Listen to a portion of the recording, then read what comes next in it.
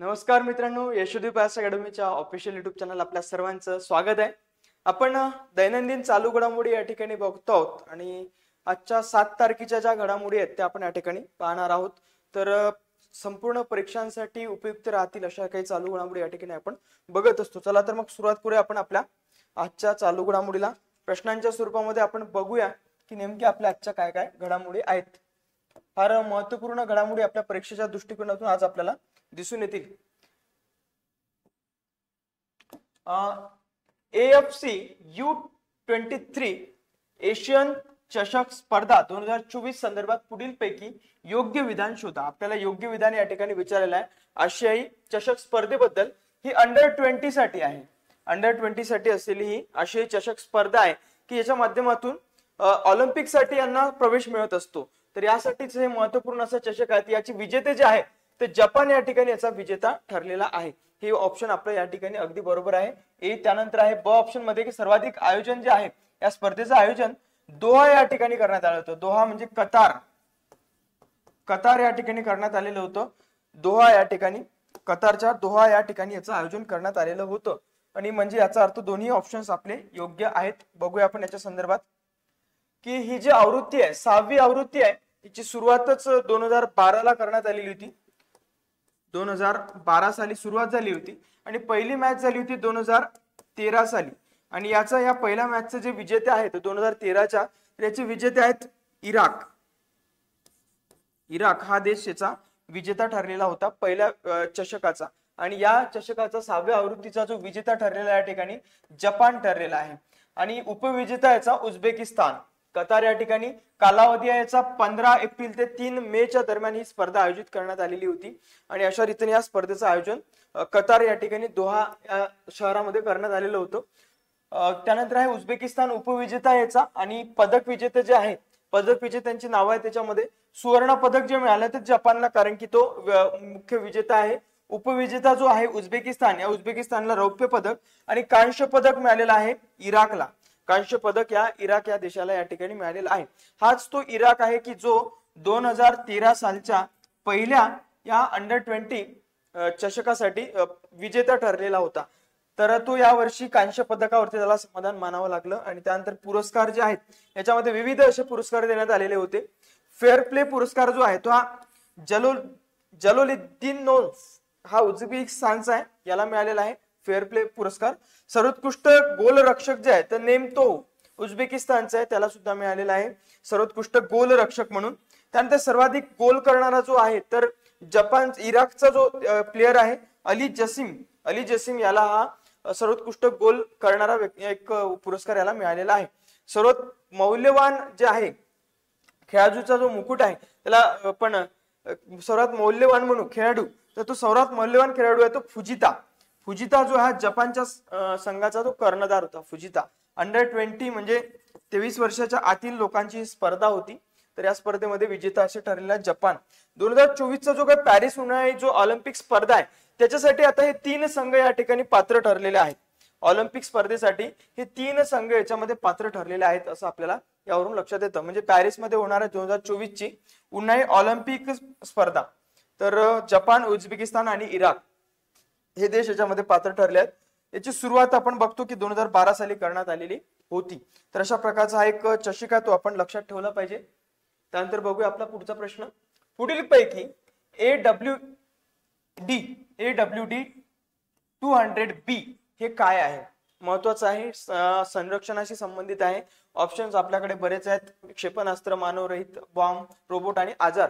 तर याच्यापैकी योग्य उत्तर जे आपलं या ठिकाणी आहे मानवरहित बॉम्बर आहे. तो स्वदेशी आहे. महत्वाचं म्हणजे पहिला स्वदेशी असा मानवरहित बॉम्बर आपण या ठिकाणी बनवलेला आहे.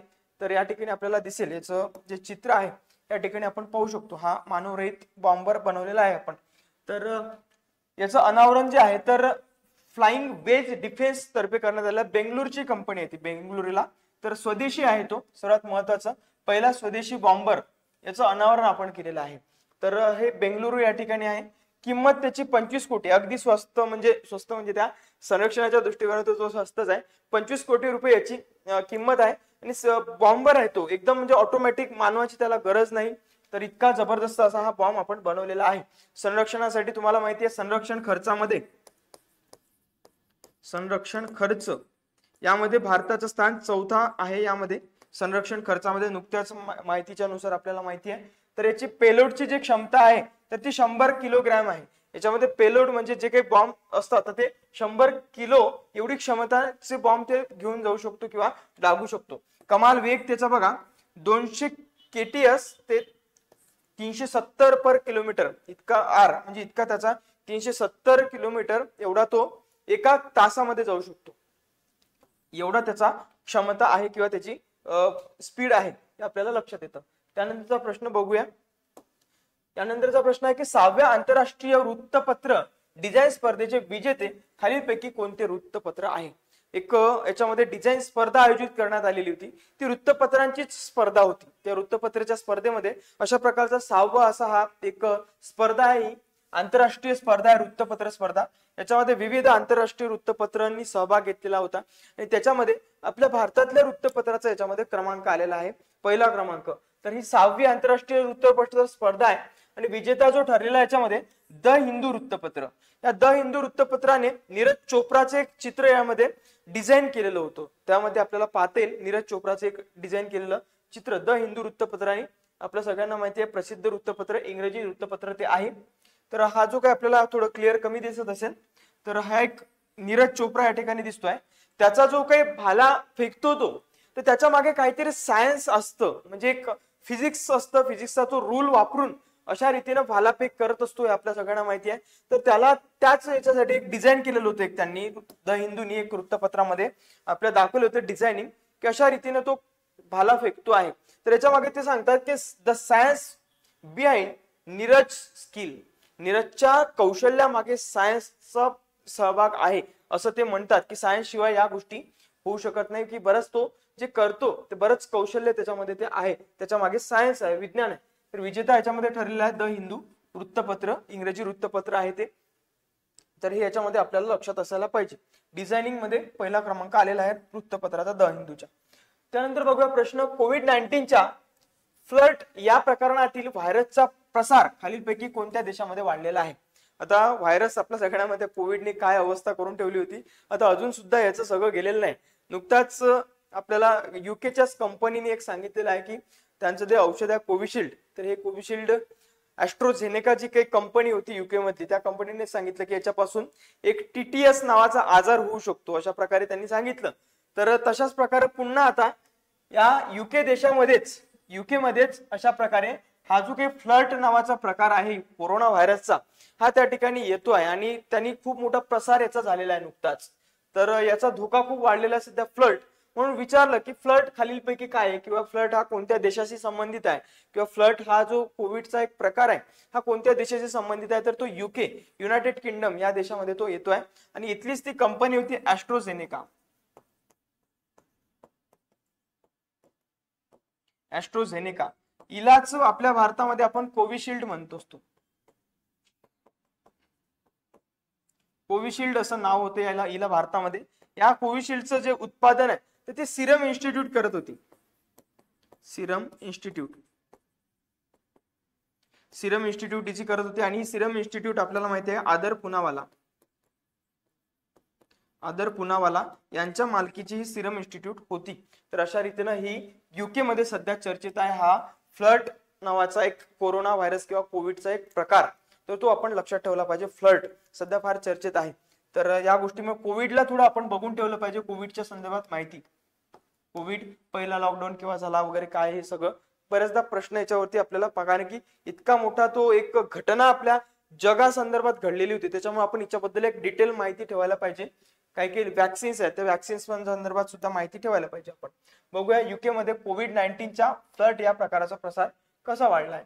तर याच्यामध्ये ओमिक्रॉन JN1 वंशातील जे काही त्याचा एक वंश आहे त्याच्यामधला कोविड-19 प्रकाराची मालिका एक फ्लड म्हणून ओळखली जाते. तिला ओमिक्रॉनच्या वंशामधला आहे हा ओमिक्रॉन JN1. यामध्ये KP2 आणि KP1.1 प्रकाराचा समावेश याच्यामध्ये होतो. तर फार थोडं एवढं काही लक्षात नाही ठेवलं आपण तर काही आवश्यकता नाही. फक्त ओमिक्रॉनचा एक आहे तो अंश एवढं आपण लक्षात ठेवायला पाहिजे. ओमिक्रॉन JN1 बद्दल आपण बघूया. ओमिक्रॉन JN1 जो आहे सार्स कोव्ह-2 या विषाणूचा एक प्रकार आहे हा सार्स कोव्ह-2 या विषाणूचा हा एक प्रकार आहे ओमिक्रॉन आणि हा ब्रिटनमध्ये जास्त प्रमाणात पाहायला भेटला होता मध्यंतरी ओमिक्रॉनचा प्रकार ओमिक्रॉन त्या ठिकाणी जास्त आपल्याला आढळतो आणि आपल्या भारतामध्ये सुद्धा ओमिक्रॉन आलेला होता त्याच्यामुळे पण लक्षात ठेवायला पाहिजे याच्याबद्दल. त्यानंतर प्रश्न बघूया महत्वाचा प्रश्न आहे कान्स चित्रपट महोत्सवामध्ये दिला जाणारा पाल्मे डी ओर पुरस्कार खालीलपैकी कोणत्या अभिनेत्रीला जाहीर झालेला आहे. पाल्मे डी ओर पुरस्कार आहे हा कान्स चित्रपटाचा जो काही महोत्सव आयोजित केला जात असतो. कान्स म्हणजे फ्रान्स या ठिकाणी कान्स जे आहे हे ठिकाण हे फ्रान्समध्ये आहे आणि फ्रान्समध्ये हा चित्रपट महोत्सव आयोजित केला जात असतो. एक आंतरराष्ट्रीय चित्रपट महोत्सव आहे आणि याच्या संदर्भात जो पुरस्कार मिळालेला आहे हा मेरिल ट्रिप यांना हा मिळालेला आहे मेरिल ट्रिप आणि त्यानंतर हा 2024 चा पुरस्कार आहे. तर हा त्यांना मिळणार आहे या कार्यक्रमामध्ये कान्स चित्रपट महोत्सवामध्ये पुरस्कार हा मिळणार आहे. तर यांना हा पुरस्कार जाहीर झालेला आहे. प्रसिद्ध चित्रपट अभिनेत्या आहेत त्या मेरिल ट्रिप हा जो काही मायकेल डग्लास आहेत मायकेल डग्लास यांना 2023 चा पुरस्कार मिळालेला होता. मायकेल डग्लास यांना प्रसिद्ध चित्रपट निर्माते आहेत त्याने अभिनेते सुद्धा आहेत. त्यानंतर फॉरेस्ट विटेकर जे आहेत यांना 2022 चा पुरस्कार मिळालेला आहे 2022 चा हाच पाल्मे डी ओर पुरस्कार 2022 चा मिळाला. आणि इकडे मार्को बोलोचिओ यांना जो पुरस्कार मिळाला हा 2021 चा पुरस्कार मार्को बेलोचिओ यांना मिळालेला आहे. त्यामुळे या लोकांची नावं आपण लक्षात ठेवली पाहिजे. प्रसिद्ध असे अभिनेते आहेत. यांचं नाव मेरिल ट्रिप यांचं नाव तर लक्षात ठेवलं असतंच पाहिजे आपल्याला कारण की यावर्षी पुरस्कार त्यांना मिळालेला आहे. तर बघूया आपण या पुरस्काराच्या संदर्भामध्ये या आहेत आपल्या ट्रिप मेरिल ट्रिप. तर अतिशय सुंदर असा फोटो त्यांचा या ठिकाणी दिसतो आपल्याला.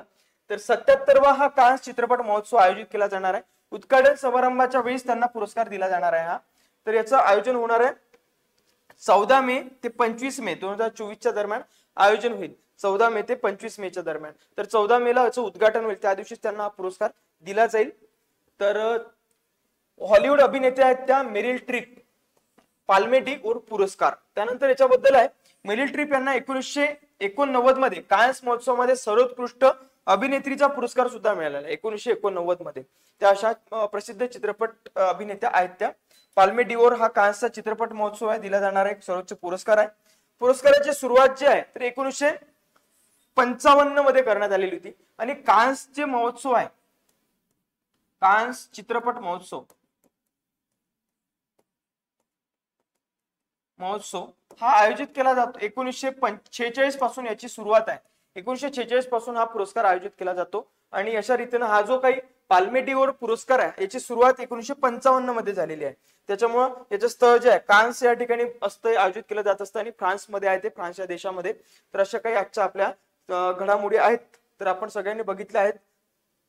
आता भेटूया आपण आपल्या उद्याच्या काही घडामोडीला महत्वाच्या. या ठिकाणी थांबूया भेटू आपण आपल्या उद्याच्या लेक्चरला. थँक्यू धन्यवाद.